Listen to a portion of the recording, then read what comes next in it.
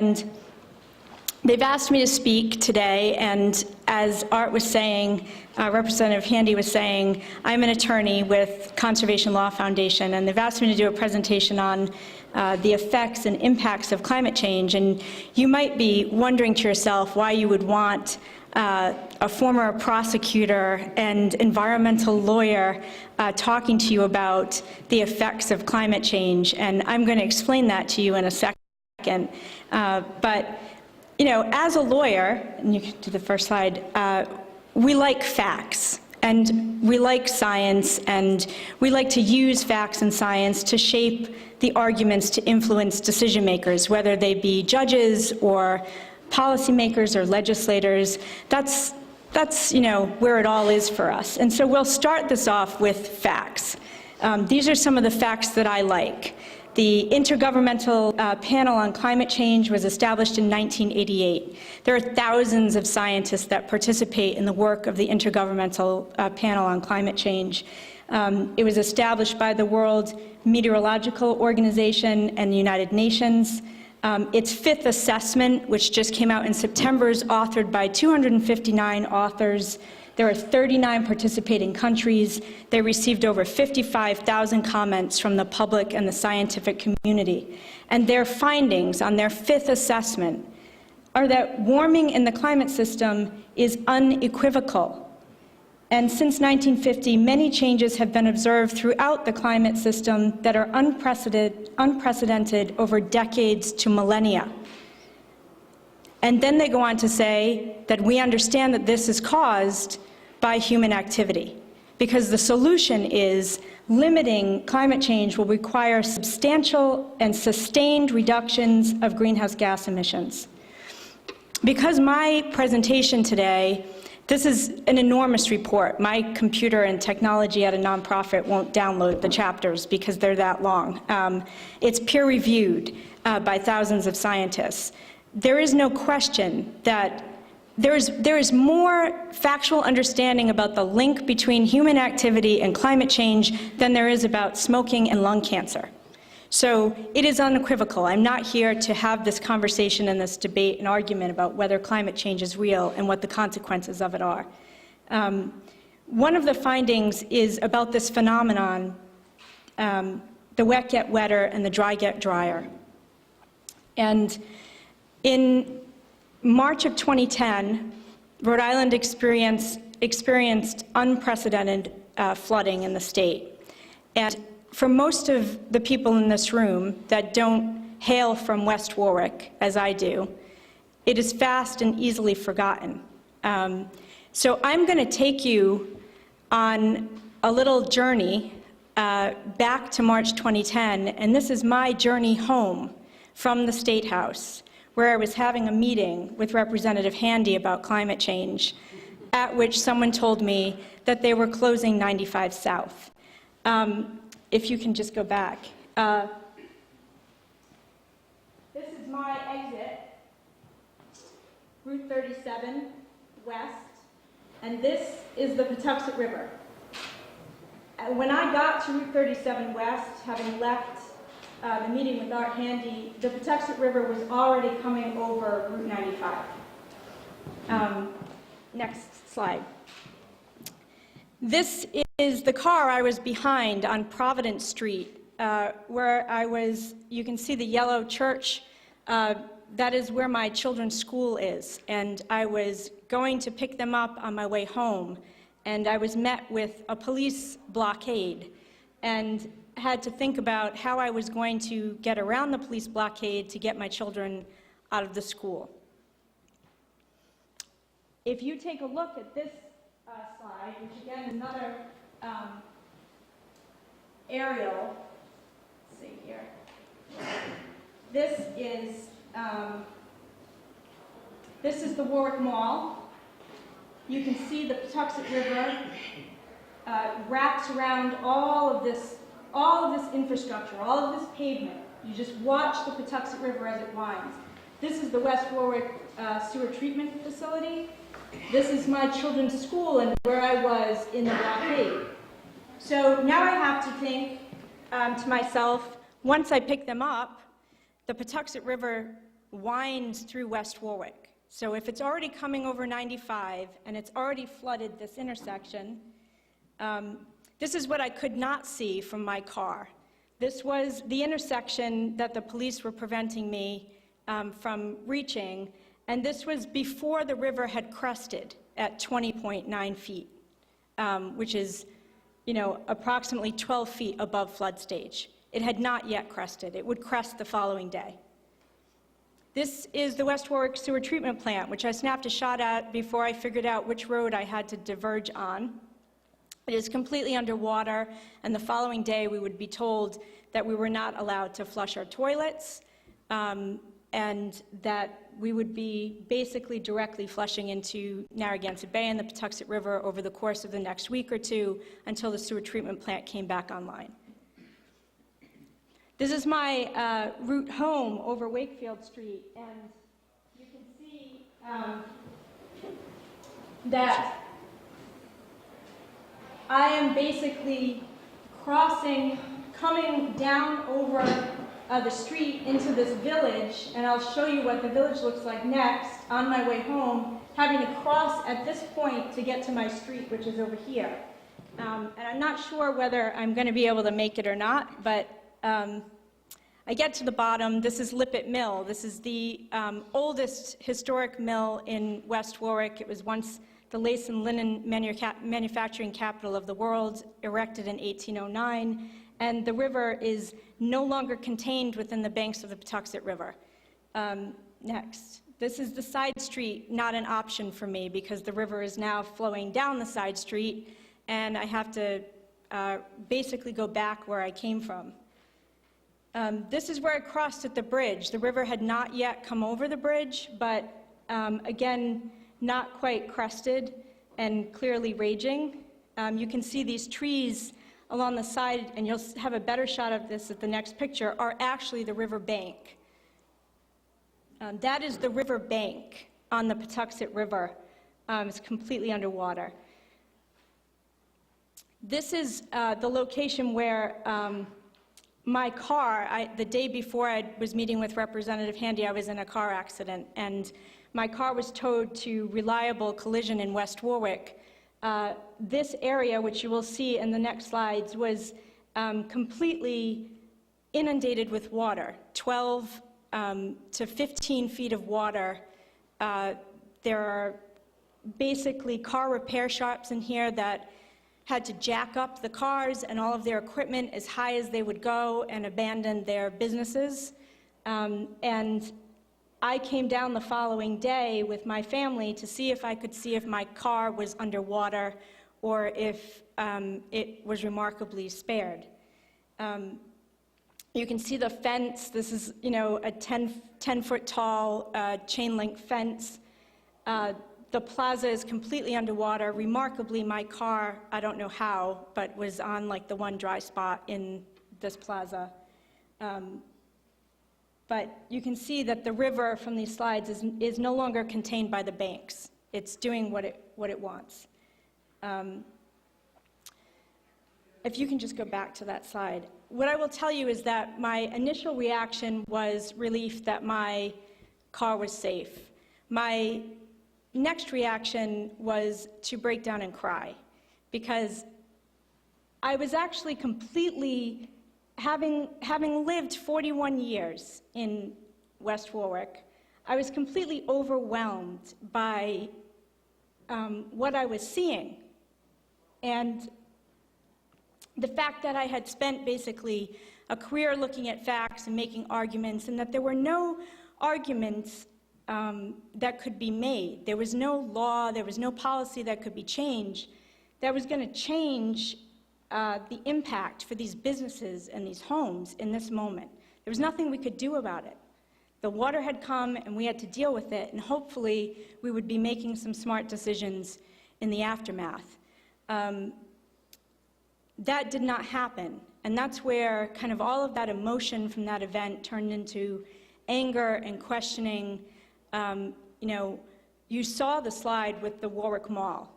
Why on God's good earth, after the water had pushed the parking lot up, were we repaving it? Why weren't we putting a parking garage in and giving the watershed a chance to become more resilient, to adapt to these types of events. Why were we putting the bridges back where they had been wiped out? Why was I still now, 4 years later this March, why am I driving over bridges that have not been repaired, by homes that were condemned and are still not housed, by businesses with for lease signs and for sale signs that will never be replaced? So we can go to, South County, and we can look at these coastal issues in this coastal context and listen to people talk about rebuilding their homes or putting their businesses back up. But I will tell you, and I have Providence Journal news articles to represent this, that in West Warwick, those choices were not available to people. Their homes were condemned, and they were told to leave. And that is their reality. Just a couple of points about the rain in this setting, which I've already gone over. Basically, the grand total here was 8.8 inches of rain. And it was at this point in my life that I started listening to news reports about rain, not in terms of whether it would be a sunny day or a cloudy day, but in terms of how many inches of rain we expected to fall in how many hours. Because that's going to tell me whether I need to get into my car and go get my kids from my school, because all the same places that flooded in March 2010 are going to flood again. And they have continued to flood in those areas. I don't know if I have... So I wanted to put this up here because for those of you who don't think that dealing with climate change or don't understand the relationship between the environment and the natural world and the economy, or for those arguments that we all who are believers go up against every day about how dealing with climate change and responding to carbon dioxide emissions will cost us more because we're putting out natural gas and coal and oil businesses that are cheaper. Keep these figures in mind. $36 million for individuals and households, $16 million in public assistance, $45 million in small business assistance loans, $14 million in DOT contracts to respond to the West Warwick floods. That doesn't include that we had to open up 500 new emergency shelters, that our 911 system essentially collapsed in response to the calls of people saying the river is coming through my home. The evacuation orders, the National Guard. These are real costs. These are not fabricated. This isn't made up. These are real costs. And for a lot of these people, like this article about a family whose children went to the same school that my children went to, who talk about the other types of costs, the costs that don't show up on the budget sheets, like the fact that her 10-year-old is terrified of the river and afraid of drowning. Her younger son screamed in his sleep in the hotel room where they left and spent 3 months. They don't tell you that the father took out a $10,000 loan so that his family wouldn't have to go to a shelter, and then was told by emergency management that because he took out a $10,000 loan, he wasn't entitled to any recovery money, because that meant that he could basically handle things on his own. This is just one story. There are thousands of those stories of the businesses that never reopened and what that means for those families. This article, which was written about 9 months after the West Warwick floods, Rhode Islanders still struggle with devastation left by the floods, December 29, 2010, talks about one recent caller whose house was condemned who flew off the deep end. She's just very emotionally drained. She's insisting she wants to go back even though the house is condemned, and the city told her she couldn't live there anymore. The river literally went through her home. The woman was referred to counseling. That's it. We don't know what happened to the woman, but her home was gone. So one of the things that I think, I don't know if I don't have another slide, but one of the things that I think is so important about this particular legislation that Rep. Handy and Ken Payne and Megan Timmons are working on is that it helps us start to frame this conversation as a state. And if you knew, if you could say to yourself, if you basically, ask yourself this question: if you had information available to you to prevent a house fire before it occurred because you knew there was a natural gas leak, to change a traffic pattern, to prevent a pedestrian death, to make security at a school better, to prevent violence, would you use it? Have you used it? Are you using it? You are. But why aren't we using it with respect to climate change when we have more data, more science than virtually any other field to demonstrate that it's real and it's happening? And yet we sit back and we say it's a fluke. It won't happen again.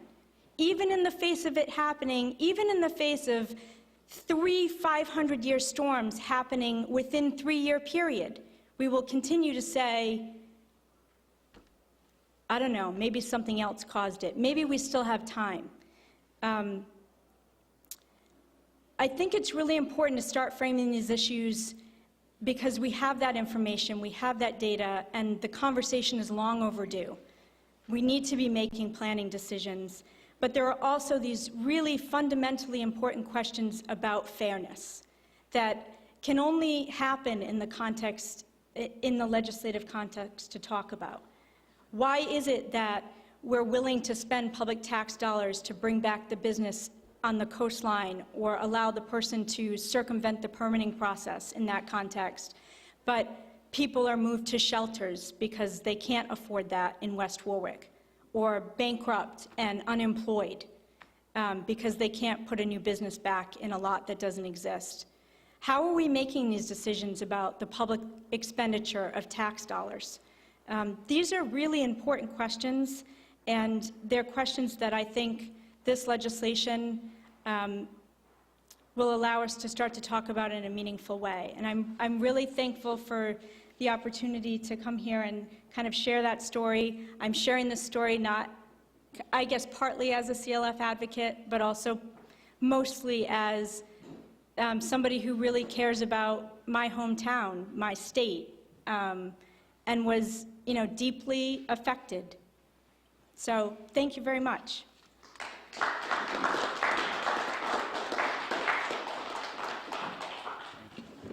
I think that's great because I really often trying to help people, working to help people understand the sobering facts around this. And as Trish said, the facts here are really what we're talking about. And it is frustrating sometimes that folks seem to be failing to seek out the facts in these questions along the way. But what I'm hoping also, now that we've had that sobering reality check here, a local story, a local example of a negative climate impact that we're seeing along the way, that we can now start to look for solutions and strategies. And as Trish was saying, the legislation, I'm going to talk quickly at the very end a bit about that, but I wanted to talk about some solutions and strategies, and that's what I think really the rest of the panel will sort of help to give some ideas and some vision and some direction on where we can go from here. But in the end, I'm hoping folks also start with Trish's story and realize that the need is there, is fundamentally there, and for people's quality of life going forward, both at the small business and even big business level, right down to the kids that she's talking about that had to stay in that hotel room. It's right there for. So again, let me keep moving here because again we're tight on time, I know, along the way. Next, I want to invite up Christopher Powell from Brown University. He's got a great example of Brown's ability to get a real win-win on its work. And without further ado, let me let you jump in. And again, just give me a heads up to move your four slides forward. I don't know. Good afternoon, folks. Chris Powell with Brown University, Director of Sustainability. It's great to have such a wide audience here of different folks here, as well as panel. I come to you from a practitioner's point of view. I'm an engineer by trade, and my job's energy efficiency. And I'm going to talk to you about what Brown University has been doing with that regard to reduce our carbon footprint. Next. So Back in 2007, Brown set a number of goals. We first formed a advisory committee of faculty, staff, and students and said, what can we do about it? What can we as a university sit down and really practically get accomplished here? So we looked at all types of options, from energy efficiency, fuel switching, renewable energy, a whole number of approaches, and said when you add it all up, we believe we can do at least a 42% reduction in our carbon footprint if we really invest the time and energy and resources to make that happen. So what we did is we established 4 goals.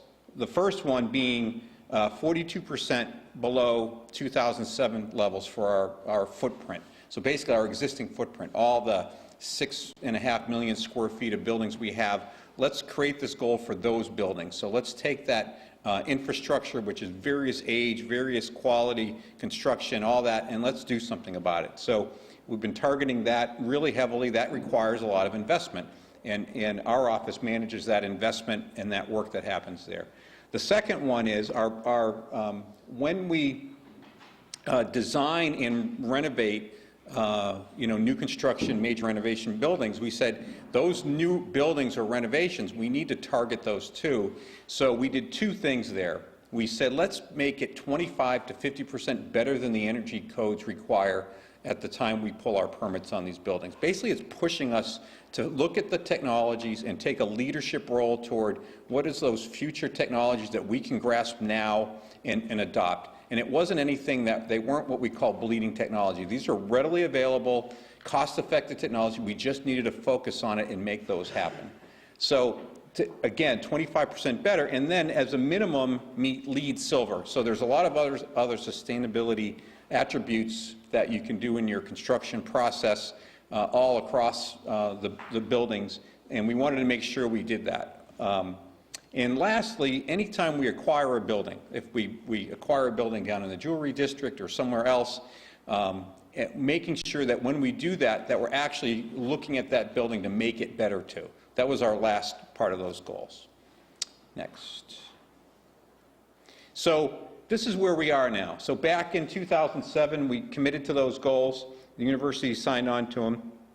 And as you can see, we've made quite a bit of progress.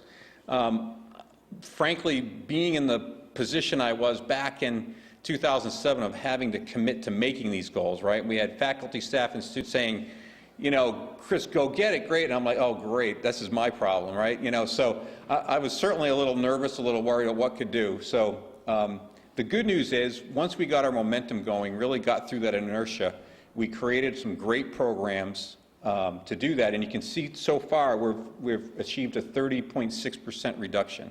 So we're well on our way, and we haven't stopped. There's a lot of continued work we're going to be doing there. Next. So how did we do that? What are the critical success factors? And I bring these up because what we're doing at Brown as an institution, I don't care if you're in industry or institution, manufacturing, hospital, whatever it is, if you set some goals and try to achieve those, you're probably going to make them, okay? You're going to probably dedicate the right resources to it and make it happen. And there's a lot more that other folks can do in this state than just Brown University here, and there are.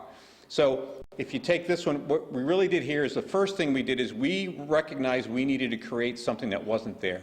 We're big enough, luckily, that we could create some organizational structure around resources and processes. So we put that in place because we're not doing what you call one-off projects. We're doing hundreds of projects.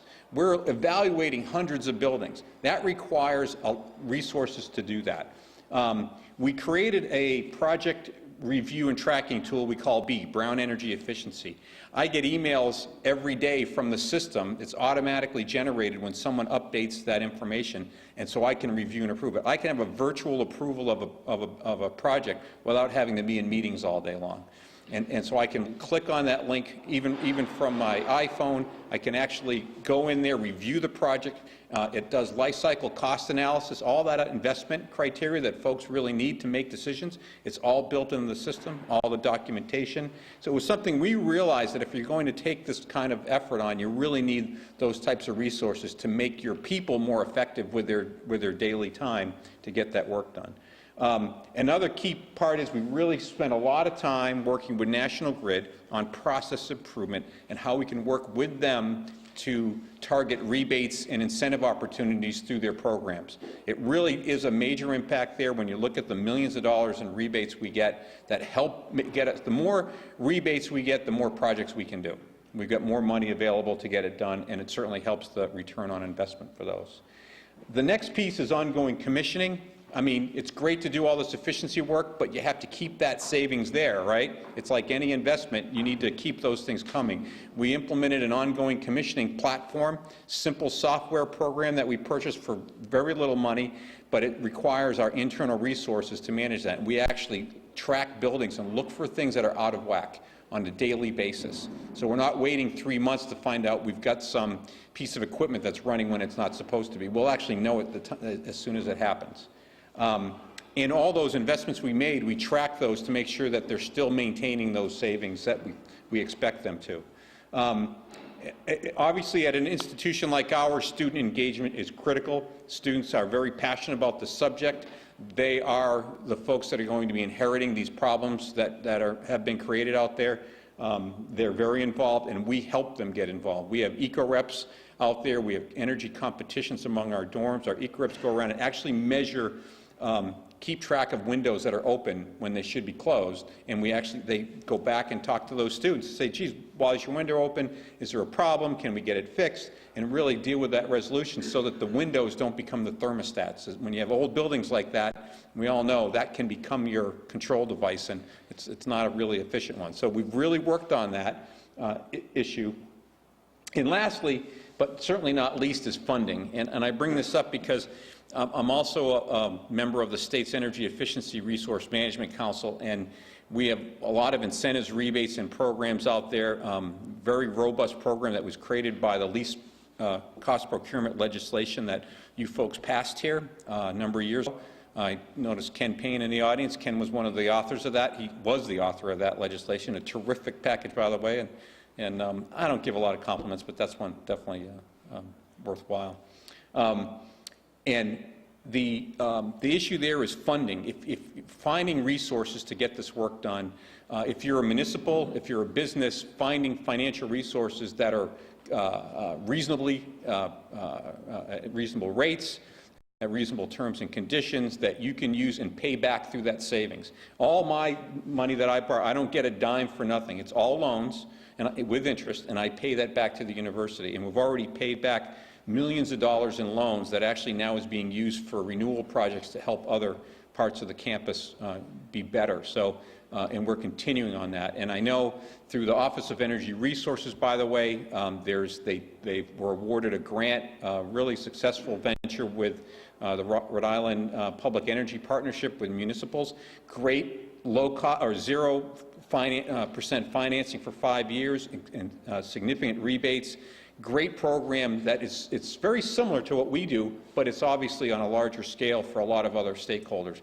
That's something we could do more of in the state, without a doubt. Next. So just in closing, just to talk about really what this has meant to us in a financial term, we've invested $18.6 million so far. It's saving us $3.3 million a year. On top of that, we got $3.2 million in incentives from National Grid through the efficiency programs and that least cost procurement legislation, all of which has helped us and really also identify experts and folks out there that could help us get there, because we can't do it all alone. These are just some of the types of projects that we did. I mean, even when we did the lighting was like, all right, the great technology at the time was T8 fluorescent lighting, compact fluorescence. Well, now it's LED. Now, I mean, so there's always another investment to make to keep moving forward. Next. So just a quick recap. This is that program I was talking to be. At any given day, I can give you an executive report that tells you exactly where we are. Because the issue here is you can't manage what you don't measure. So we keep track of every project we've done, and you can tell we've done 599 projects, okay? And so 65% of those are completed. At any given day, I can tell you where we are with that. and how much toward our carbon reduction, so that I know if I'm going to make the goals each year, the interim goals we have, I need to have that information. Next.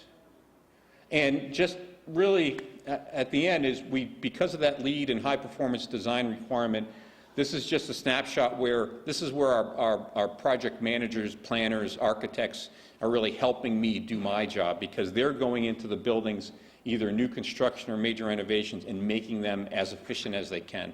And so if you look at that, there's quite a number of projects here that are LEED Gold. We have one LEED Silver, one of our first ones actually that came into the fold when the goals were created actually. Even though there's a LEED Silver requirement, because we have a 25% better than energy code minimum requirement, it actually gets us so many more points toward the system that we just tend to be LEED Gold. So really, it tells you if you keep pushing this envelope, there's some good opportunities to keep moving that, that bar a little bit higher. Next. And that's it. Thank you very much.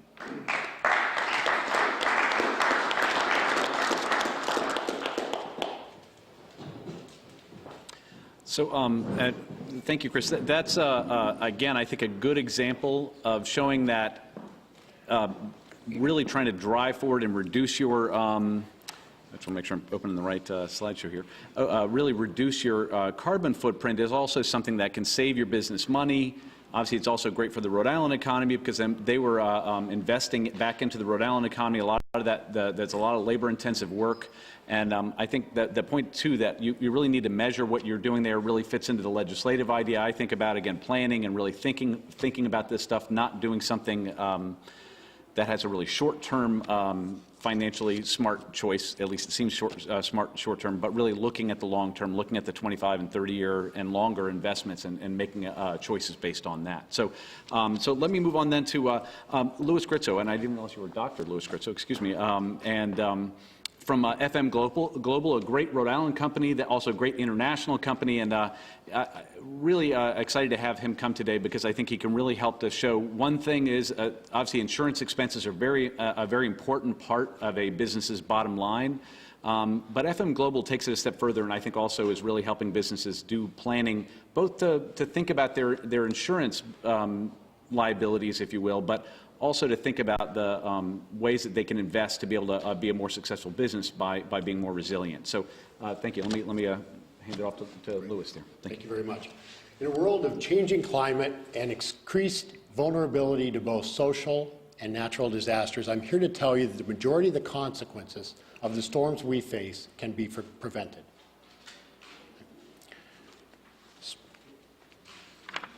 And the economic consequences to Rhode Island can be protected. I'm here on behalf of FM Global, a Rhode Island headquartered company for 179 years. We now do business around the world. We're a specialty company. We only insure commercial and industrial properties, and our clients now include 1 of 3 of the Fortune 1000. We believe that the majority of loss is preventable through research-based engineering. Our engineers are going to work with our clients to assess and reduce their risk, and then we will insure the risk that we cannot reduce or eliminate. Finally, we're mutually owned, so everything we do is focused on our clients' needs, protecting their risk through risk reduction, through engineering, and risk transfer through an insurance policy. Our research is based in 2 facilities. One is a 1,600-acre campus in western Rhode Island, the research campus in West Gloucester. Here's where we do the physical development of the solutions that we offer to our clients around the world. Our scientific analysis is primarily done at the Center for Property Risk Solutions in Norwood, Massachusetts. This is where our large-scale computing and our climate scientists are located. Both of these organizations or locations together function research, product certification, so we test and certify products for property loss prevention. We don't test and certify consumer products like Underwriters Laboratory.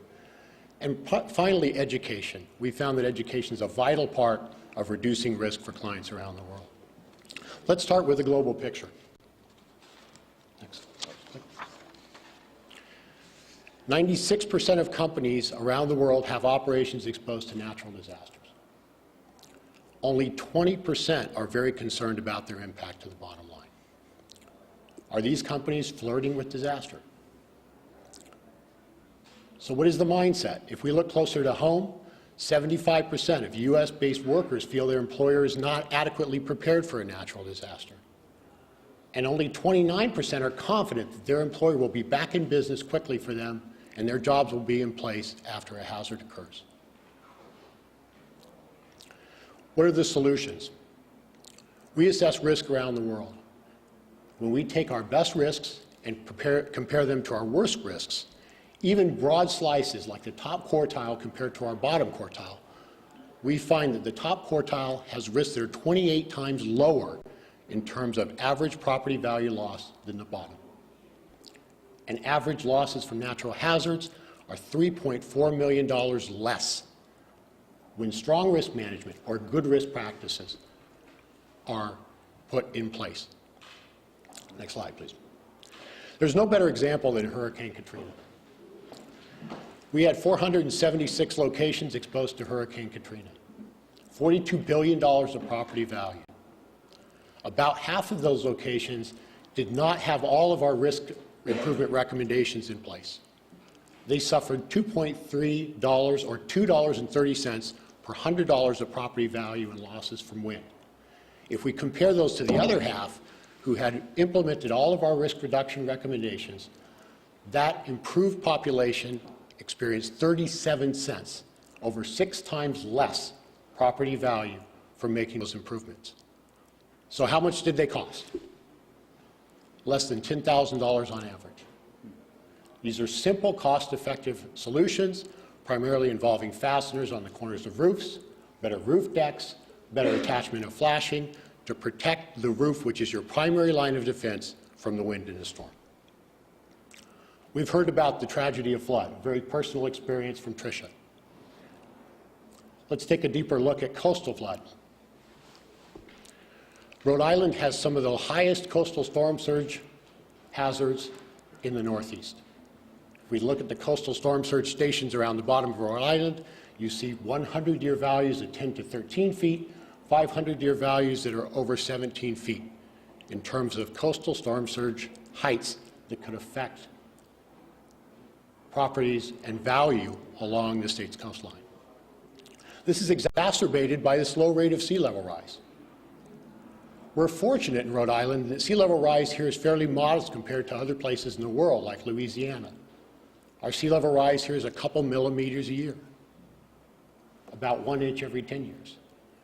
Louisiana is 5 times higher. However, it adds up. Over time, that is going to add to more coastal storm surge on top of the impressive exposure that we already have. So how do we address this situation? The first thing is taking a much longer term perspective. Here's a chart, if you could back up just a second, please, Representative Handy. Of the 100-year or 500-year probability of a major hazard hitting in terms of the lifetime of a facility. So capital investments are typically made over a 30 to 40-year lifetime. The probability of, if you look at your home with a 30-year mortgage, of you experiencing a flood, if you're in a 100-year flood zone, is 1 in 4.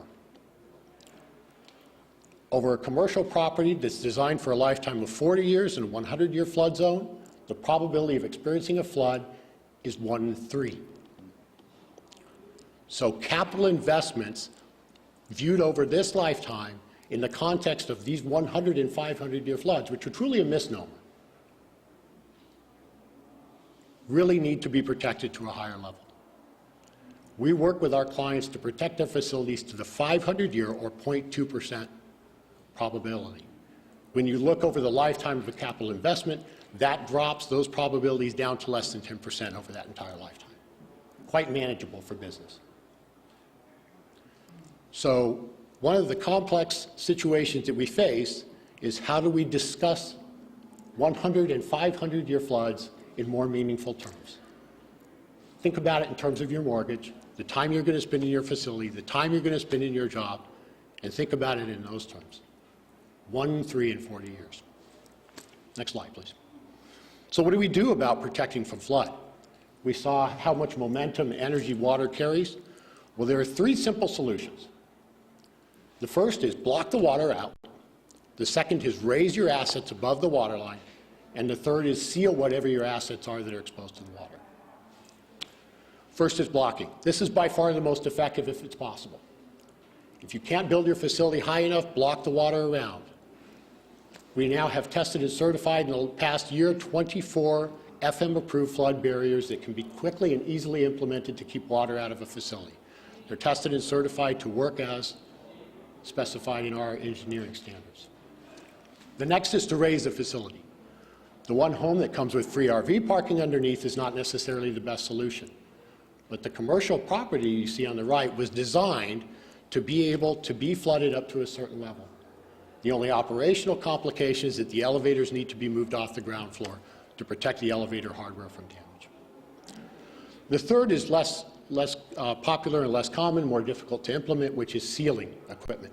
Equipment is very difficult to seal. Some simple equipment can be sealed. Far better solution is to raise that equipment above the hazard level. Finally is the mindset. None of this will happen without the correct mindset of the people that make the decisions and the people that go to work each day.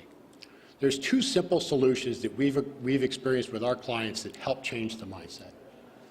First is to describe the risk in real terms, not math.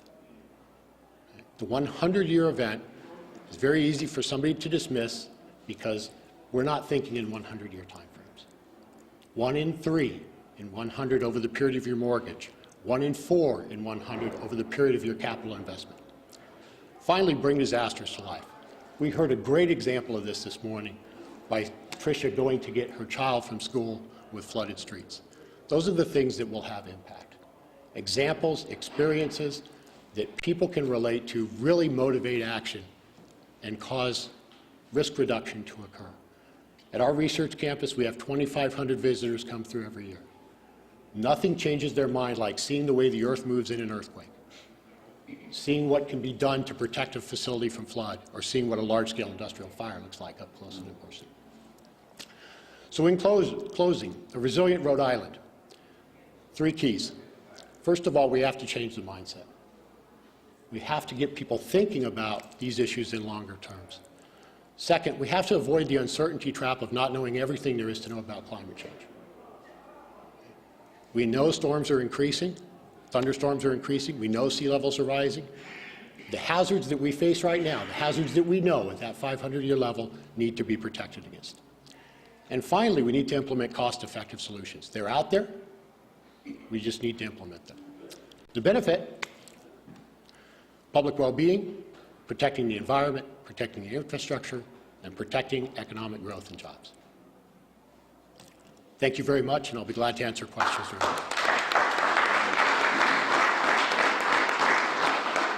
Thank you again, Mr. Grizzo. I appreciate that, and I think, again, he really emphasized some really key aspects of what we've been talking about over and over again today. Let me just get this thing open here. Oh, well, you don't have one. See, problem solved, so I don't have to worry about that one. I'll just close this thing. Next, I want to introduce Peter Carroll, who I'm sorry, Paul Carroll, not the coach of the Seattle football team. I went to University of Miami, where he actually coached before going on to other coaching things, and so I have his name stuck in my head sometimes. Paul Carroll from Newport. Some might describe him as their economic development director, but I like his title a lot better, the civic investment director. I think he's somebody with the vision for what he thinks Newport can really achieve under a climate change reality that we know we're all facing, in terms of economic development, in terms of making the quality of life of Newport residents better. And I'm hoping some of that also we can translate, obviously, into success for the state in those same kinds of categories. And so let me hand that off then to Paul Carroll of Newport. Thank you. I appreciate you taking the time today. I think what's really important is this discussion and the fact that the state in multiple areas are having this discussion about resiliency, about climate change. And I think it's a great opportunity also for the economic development for the state. I have about a 25-year career that's taken me to various places in the United States and various places in the world. Most of the areas I've worked in economic development and business development, has had some effect. Climate change, the environment has been very important to it. But I have to tell you, this week is my 1-year anniversary in the city of Newport. And I had been there just about a week, and individuals came over and we were talking about the opportunities and what Newport's about. And it's from one of your great organizations, CRMC. And I started talking about, sea level rise and all these issues about resiliency. The gentleman in charge says, Paul, you don't have to worry about that sea level rise thing. He goes, it'll be the storm surge, the wind, and the fire that gets you well before that. And I started explaining, I said, well, tell me about this. Tell me about the storms. And they told us about, the predictions when Lewis was talking about the 100-year events. And he said, we're probably looking at a direct hit for a Category 3 or above, 2 of them in the next 10 years, those 2 events.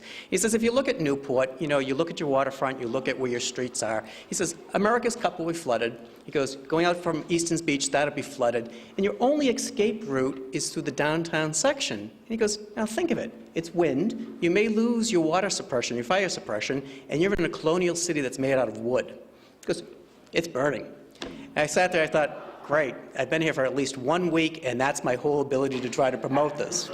But one of the opportunities, and I think I'm going to take a little bit of a different tact today, and I kind of feel a little bit embarrassed, but I need to use these words. From resiliency actually comes opportunity.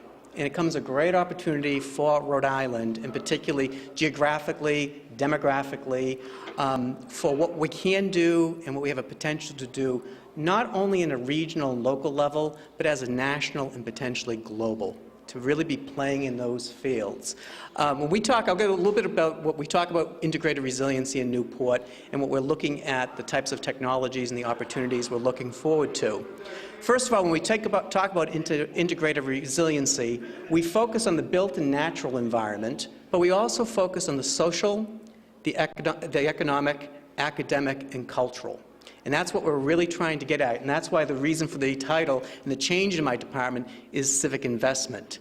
Because none of these things actually happen in silos.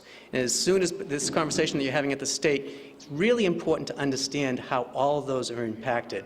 And particularly at the national and the global level, the intersections now of the built environment and the natural environment in social innovation and social finance. It's very, very important for Rhode Island to start to realize this and get this right. When we're talking about also, we talk about 3 stages of resiliency. The first stage is the actual shock. It can be, in this case, if we're talking about climate change, it can be a storm. It can be an event, a natural event. It could be an earthquake or someplace else. We're also talking, it can be a cyber attack, or it could actually be a cyber attack, which a lot of people are concerned on, coupled with the storm. And that's a huge area in our energy resiliency. So the first part of that is surviving. And that's the key, just getting through that shock to make sure that as many people are safe and away from harm's way as possible. The second stage, we look at resiliency as sustainability. It's what we learn from the shock. How do we survive this? How do we do this better next time? And then the third part of it is actually the area where I say is the opportunity. It's how do you, and I'm going to probably get a lot of people mad at me, but say, how do you profit from that learning experience? I've only been in Newport. I've been in Rhode Island for 2 years, Newport for a year. If my 5th generation were Newporters, my children, they still wouldn't be considered Newporters if we stay for 5 generations. However, I am a New Englander. And what I try to tell people is we've been doing this for 375 years in Newport. Rhode Island has been doing this. It's been being able to, when you looked at the people that went out to the sea, they learned how to, first of all, survive the storms that they came across in the sea. They came back and they figured out what they needed to do better. And then they used that for their opportunities to either be more competitive or sell their designs in shipping and different types of opportunities to build an economic base. This is nothing new.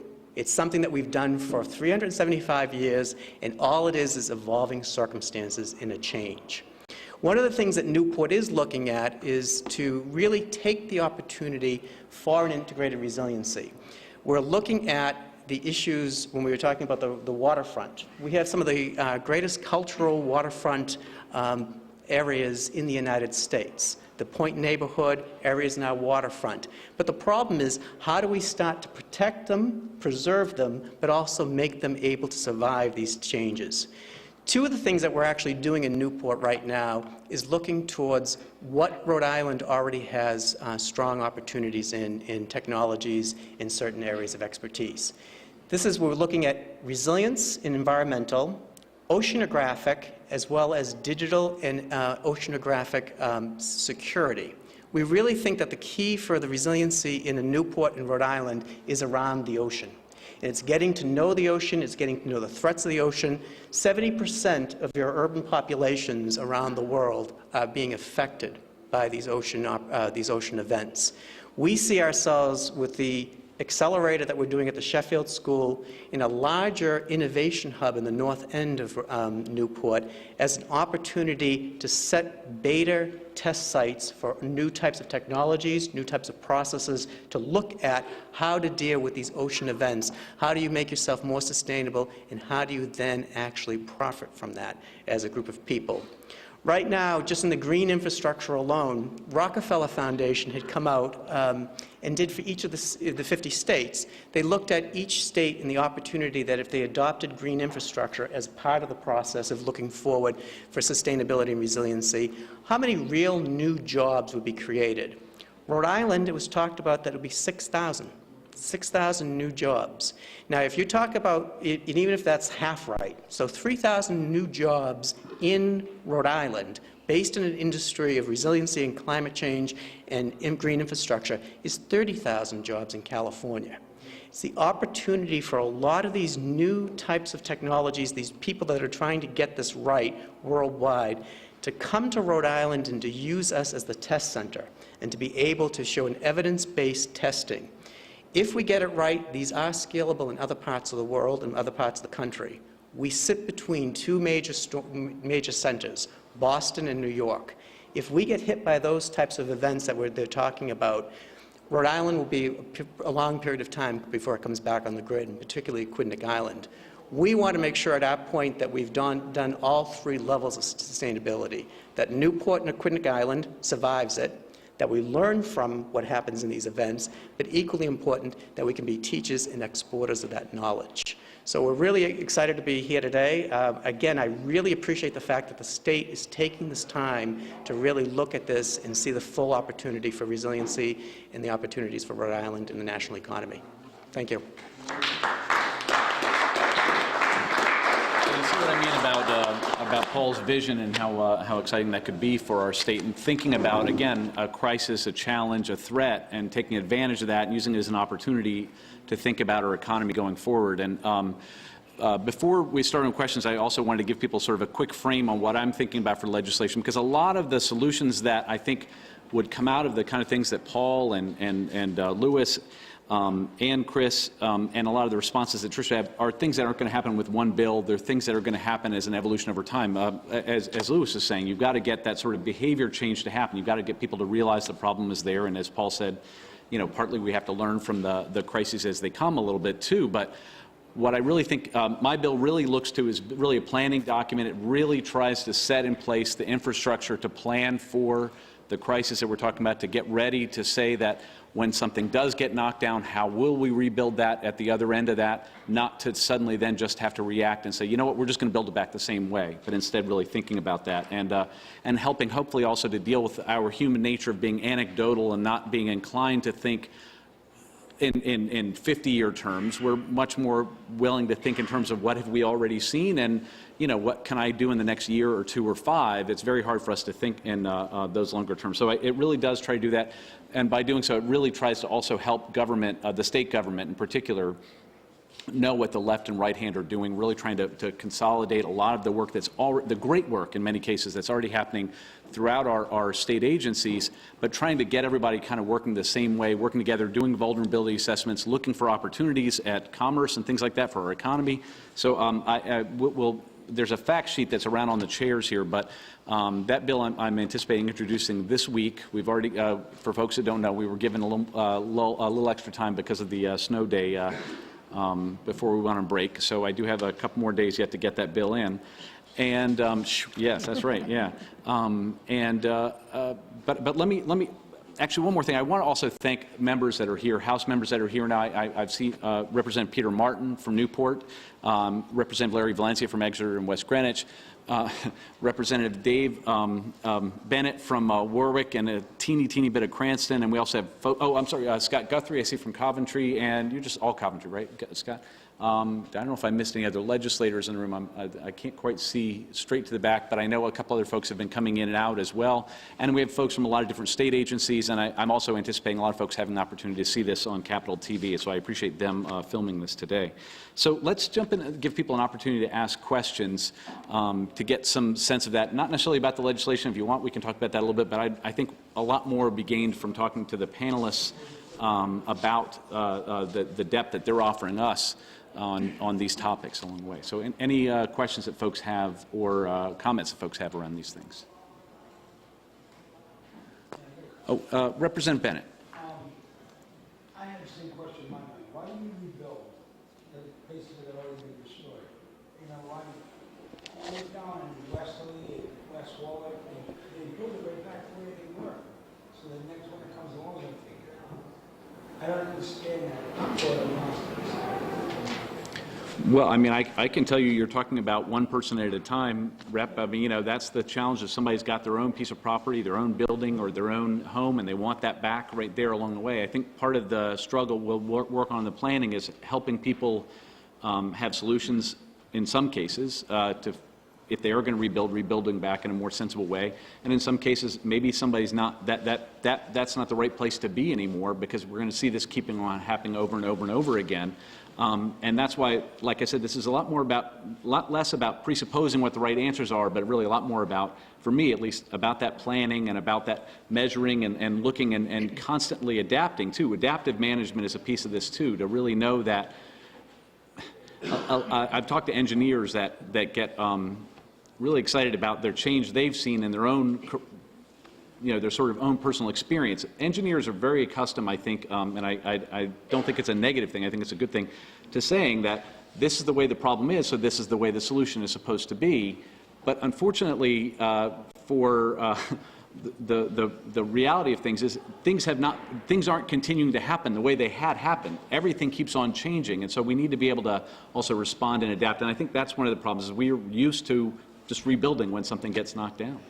Yeah, I will say that at least particularly in the coastal context, we've been seeing a number of class action lawsuits under takings law around the country, where folks are told that they can't rebuild after a severe erosive type of event, and that's something that coastal managers in particular are concerned about and looking at.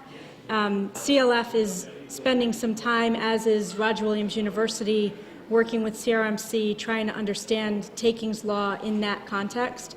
But I think that the other piece to this is that we aren't, and this is probably more to Lewis's realm, we aren't providing the type of incentives for people to change the way, to change behavior post-disaster. And we can look at that at the very individual level, and I think, CRMC is trying to do that by challenging the FEMA flood maps as not being adequate projection of risk. But we can also do that as a state, I think, at a higher level through the policies that we ask our agencies to consider post-disaster. So, what types of boxes need to be checked off before you go back and put a parking lot where you should have put a garage. Maybe you don't eliminate any number of spaces in doing that. You just create an opportunity to get a new design in there that allows that place to be more resilient. So I think it's a combination of some of these, leaders like FM Global with using insurance incentives, using other types of market-based incentives to get people to change behavior, and then just having to deal with it time and time again. At some point, the cost of public expenditure in rebuilding is not going to be outweighed by just saying we can't do it anymore. Lewis, did you want to add to that piece, and then I'll let Paul jump in too? Yeah, sorry, I'm losing my voice this afternoon for some reason. I guess there's a couple of points here. One is that if public policy is such that land use decisions are not made at that level, then it's up to individual homeowners and business owners to do the right thing. And if they choose to rebuild at the same site, which is not always advisable, their options are either to make modifications to that site or to make extensive improvements in the way they design it. backyard to mitigate the hazards that they're facing. So obviously, sometimes it means grazing, sometimes it means providing adequate drainage. The solutions depend on the hazard that they're facing. The one benefit of those scenarios is that those solutions are easier to implement during a construction or a complete rebuild than they are to do to an existing facility that you're retrofitting. They're very expensive during a retrofit. But when you're rebuilding, those solutions are much easier to implement. And one of the things that we offer as a company is we offer what's called a green policy, to where if a client experiences a loss, they can rebuild, and as long as that rebuilding is done to a way that improves their sustainability. And sustainability doesn't just mean energy reduction or reduction in emissions. It means it's going to be there through those storms. Then there's an increased benefit to them in terms of covering those costs. So there are solutions but the most important thing, which you brought up, is not to go back and say, we're going to put the exact same thing in the exact same spot. You're going to get the exact same outcome. Paul, did you have something? Just like, I think the state actually is starting to take a really interesting role in that. With the 2016 new comp plans that will be coming forward, hazard mitigations are actually being utilized. I think Wickford is the first test case for this, but hazard mitigation is being put in as part of our new comp plans for all the communities. For Newport, we're looking forward to starting that process because I think you start then to build the conscious awareness of what this is and hazards and the mitigation, the environment is being very, very important into the longer term comp plan and they're able to rebuild and future build. Representative Martin. I have a question for Paul. Last time we had a flood in Gibson's Beach, the beach ended up going through the building, wiped out the Save the Bay exploratorium, Right. and the almost breached the seawall. Talk to me about what happened when you rebuilt the beach, because the mechanicals used to be in the cellars Right. of that building. What was done to prevent any further changes? And by the way, did an insurance company pay for those damages? That I actually don't know. I'd have to get that information to you directly. What we do know about that, what we learned is, particularly when you talked about the berm across the road, across from the reservoir, that is the area of massive concern. Because, as I said earlier in the presentation, not only is that an escape area, behind that is basically part of our water systems. Right. And, and that's where that berm, and at one point people kept saying, well, it wasn't breached. Well, a dumpster ended up on top of the berm. So it's like, well, you were lucky, and that wasn't even a Category 1 when Sandy. So I can get that other information about the actual, what took place at the beach area itself. I can get that to you afterwards. I don't have that information about what they did in the rebuild. I just wondered if we learned, because I was in the building after it was flooded, so it was full of sand. Right. And I just wondered when they rebuilt it, did they move the furnaces and everything up above the... That I'll find out for you. One of the things that we're actually doing, working with CRMC and CRC, is actually the engagement on what lessons. In fact, on March 4th, we'll be having a presentation on lessons that we've learned, particularly on the waterfront. We have two from Bowen's Wharf that are talking about what happened in the three events, what did they do in the immediate aftermath, and what are they doing to prepare for the future. So we're doing the public engagement, but I'll get you the information about the actual facility. Yeah, and just to reiterate what Paul was saying, I mean, is it 60% of the water supply is there, or 40%? It's something. It's either 60 or 40. I can't recall. I think it's 40, and that's also used by businesses for their industrial purposes, I'd imagine, for cooling machines and that sort of thing, just like any other. Right. Usually that's where the drinking water. So is one of the other things, back to what Lewis was saying, to remind people that FM Global can only help its clients so far in terms of,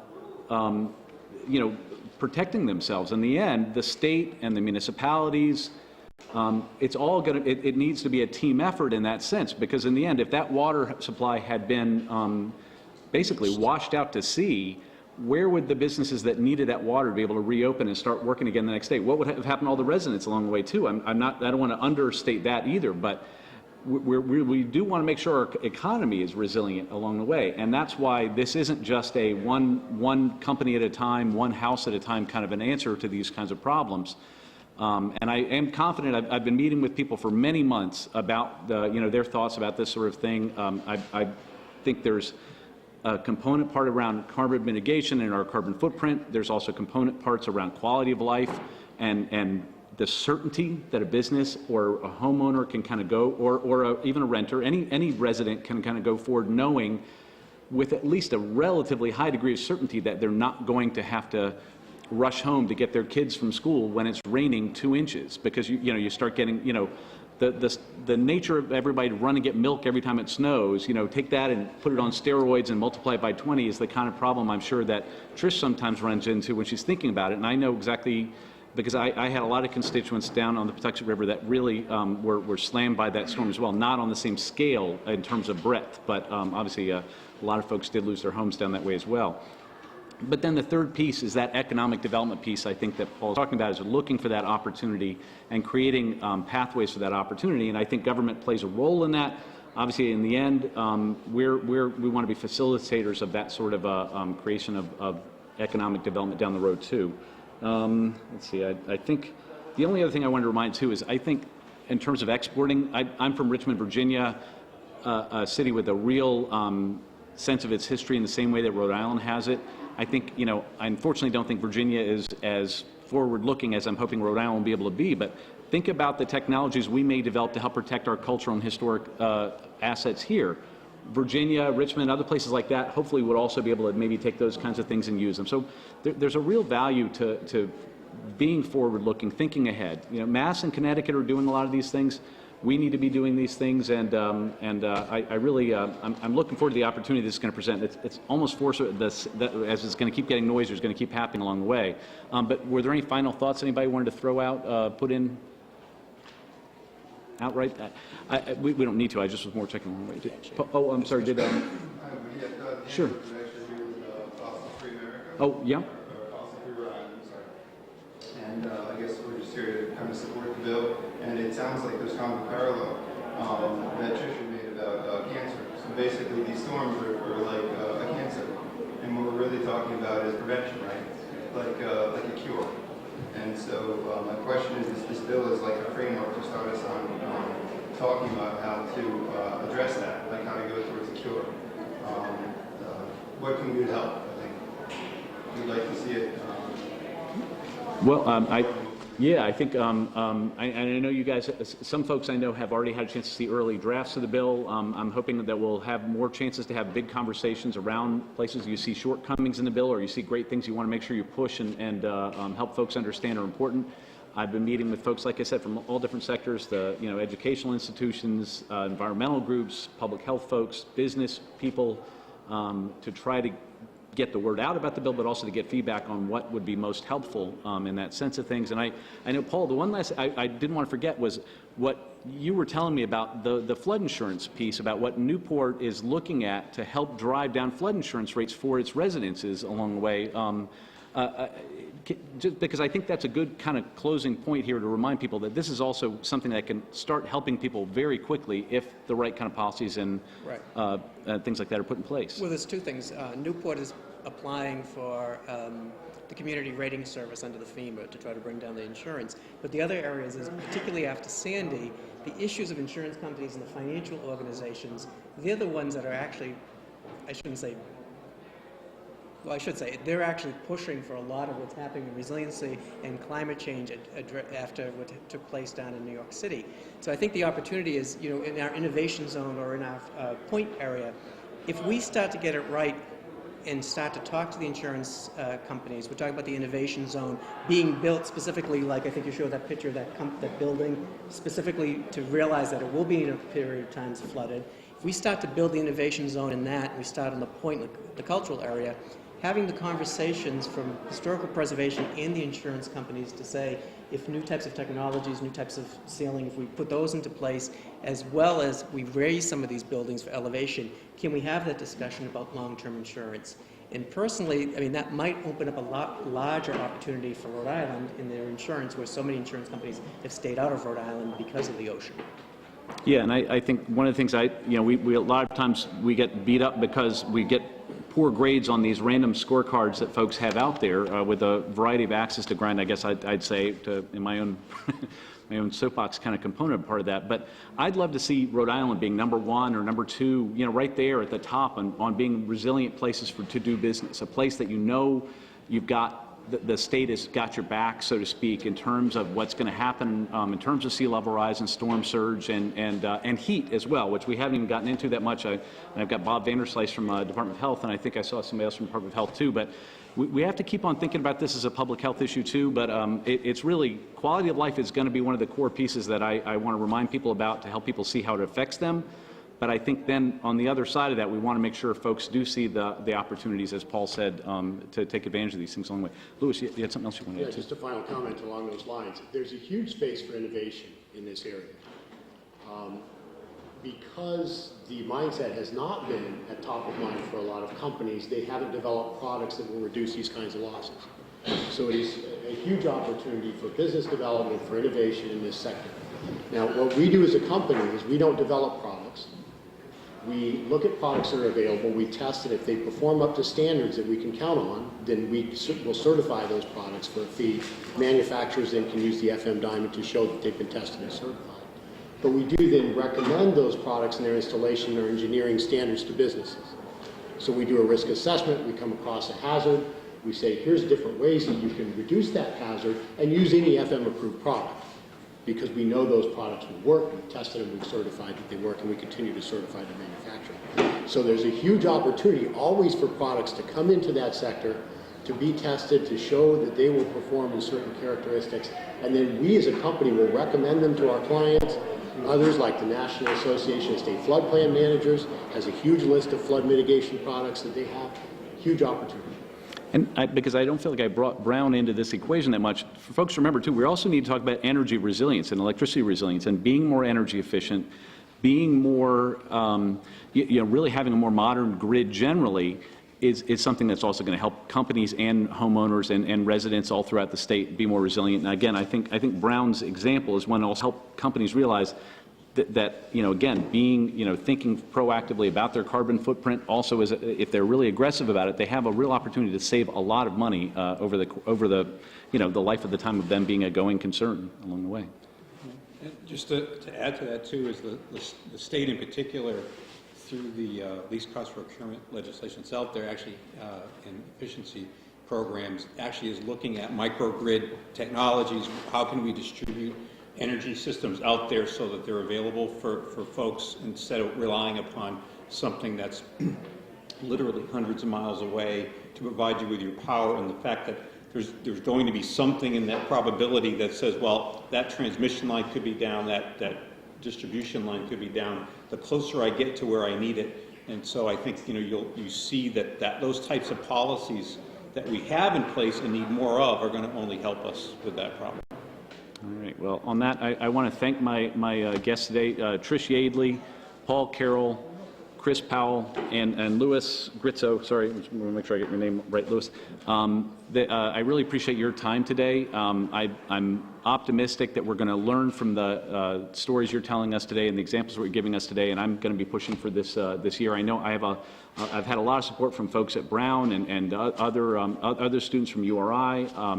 We have a whole host of folks that have had input into what we're working on here along the way, and so I'm really optimistic that we'll be able to get some things to happen this year, but not just this year, but for the years to come too along the way. So thank you very much, and thanks everybody for coming. Great, thank you.